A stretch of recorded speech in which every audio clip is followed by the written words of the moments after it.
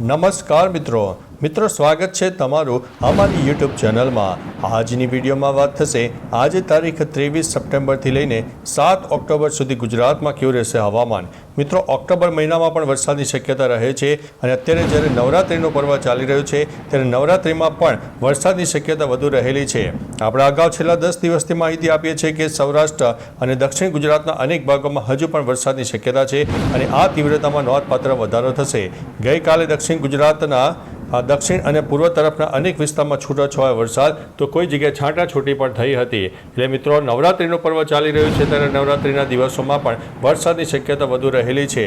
મધ્ય ગુજરાતમાં પણ મિત્રો વરસાદની શક્યતા રહેલી છે।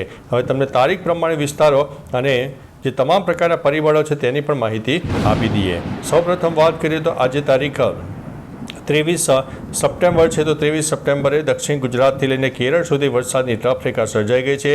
અરબી સમુદ્ર અને બંગાળની ખાડીના ભેજવાળા પવનો ઉપરાંત બંગાળની ખાડીની વરસાદની સિસ્ટમ સક્રિય થઈ છે જે દક્ષિણ ભારત સહિત મધ્ય ભારત અને પૂર્વ ભારતના અનેક વિસ્તારોને પ્રભાવિત કરશે અને આવનારા દિવસોમાં ગુજરાતના દક્ષિણ ગુજરાત સૌરાષ્ટ્ર અને મધ્ય ગુજરાતના અનેક જિલ્લાઓને પ્રભાવિત કરે તેવી સંભાવના છે અને આગળ જતાં ઉત્તર ગુજરાત અને કચ્છના પણ અનેક વિસ્તારમાં વરસાદ આવી શકે છે।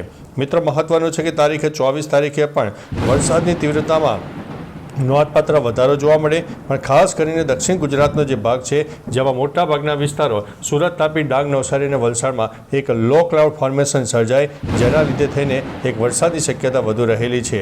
બાકી મહત્વનું છે કે મિત્રો આવનારા દિવસો એટલે કે તારીખે 27 તારીખ બાદ વરસાદની તીવ્રતામાં નોંધપાત્ર વધારો થાય તેવી સંભાવના અત્યારે દેખાઈ રહી છે।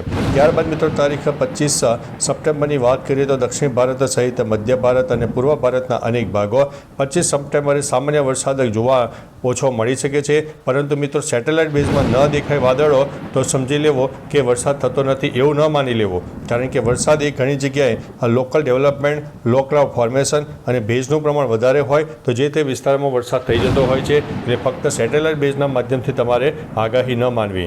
ત્યારબાદ મિત્રો તારીખ 26 તારીખના સેશનની વાત કરીએ તો 26 તારીખે દક્ષિણ ભારત મધ્ય ભારત પૂર્વ ભારતના અનેક ભાગો હોય દક્ષિણ ગુજરાત અને સૌરાષ્ટ્રના પણ અનેક ભાગોમાં છૂટોછવાયો વરસાદ ચાલુ રહેશે। 27 સપ્ટેમ્બરની વાત કરીએ તો 27 સપ્ટેમ્બરે પણ દક્ષિણ ગુજરાત સૌરાષ્ટ્રનો દક્ષિણી પટ્ટો હોય ઉપરાંત દક્ષિણ ભારતના અનેક ભાગોમાં વરસાદની શક્યતા રહેલી છે। ત્યારબાદ મિત્રો તારીખ 28 સપ્ટેમ્બરની વાત કરીએ તો 28 સપ્ટેમ્બરથી વરસાદની તીવ્રતામાં નોંધપાત્ર વધારો થાય સમગ્ર સૌરાષ્ટ્ર દક્ષિણ ગુજરાત અને મધ્ય ગુજરાતના મોટાભાગના વિસ્તારો ખાસ કરીને ભરૂચ વડોદરા આણંદ છોટાઉદેપુર નર્મદાના અનેક જિલ્લામાં વરસાદની શક્યતા રહેલી છે। મહત્વનું છે કે બંગાળની ખાડીની આ સિસ્ટમ મજબૂત અને લાંબા ગાળાની છે જે આવનારા દિવસોમાં વરસાદ આપશે। તારીખ 29 તારીખની વાત કરીએ તો 29 તારીખે સમગ્ર ગુજરાતમાં એક સાર્વત્રિક વરસાદનો માહોલ સર્જાશે એટલે એક વરસાદી વાતાવરણ જોવા મળે તેવી સંભાવના હાલ દેખાઈ રહી છે। મહત્વનું છે કે તારીખ 28, 29 અને 30 ખાસ 3 દિવસ સાચવવાનું રહેશે એટલે ખેલૈયાઓની મજા બગાડી શકે તેવી સંભાવના દેખાઈ રહી છે। ત્યારબાદ મિત્રો તારીખ 30 તારીખની સેશનની વાત કરીએ તો 30 તારીખે પણ સૌરાષ્ટ્ર કચ્છ હોય દક્ષિણ ગુજરાત મધ્ય ગુજરાત અને ઉત્તર ગુજરાતના અનેક ભાગોમાં લો ક્લાઉડ ફોર્મેશન સર્જાય અને ખાસ કરીને સૌરાષ્ટ્રના દરિયાઈ પટ્ટી વિસ્તારમાં આ વરસાદ જોવા મળે। જૂનાગઢ ગીર સોમનાથ અમરેલી ભાવનગર પોરબંદર અને દેવભૂમિ દ્વારકામાં પણ વાતાવરણમાં પલટો આવે તેવી સંભાવના છે। ત્યારબાદ મિત્રો તારીખ 1 ઓક્ટોબરની વાત કરીએ તો 1 ઓક્ટોબરે પણ લો ક્લાઉડ ફોર્મેશન થોડું જોવા મળશે પરંતુ સૌરાષ્ટ્રનો જે પશ્ચિમ તરફનો વિસ્તાર છે ઉપરાંત કચ્છનો પણ દક્ષિણ અને પશ્ચિમ તરફના વિસ્તારમાં વરસાદની શક્યતા વધુ છે। દક્ષિણ ગુજરાતમાં પણ છૂટોછવાયો વરસાદ થઈ શકે છે। મહત્વનું છે કે એ જે સિસ્ટમ છે તારીખ 1 ઓક્ટોબર સુધી તો આપણને જોવા મળનારી છે। ત્યારબાદના અપડેટની વાત કરીએ તો 2 ઓક્ટોબરની વાત કરીએ તો 2 ઓક્ટોબરે એ વરસાદની સિસ્ટમમાં અરબી સમુદ્રમાં આગળ વધે પરંતુ બંગાળની ખાડીની ફરીથી એક નોર્મલ સિસ્ટમ આગળ વધશે જે ગુજરાતને આવનારા દિવસોમાં વરસાદ આપશે અને મધ્ય ભારતમાં તે એક્ટિવ થઈ જશે।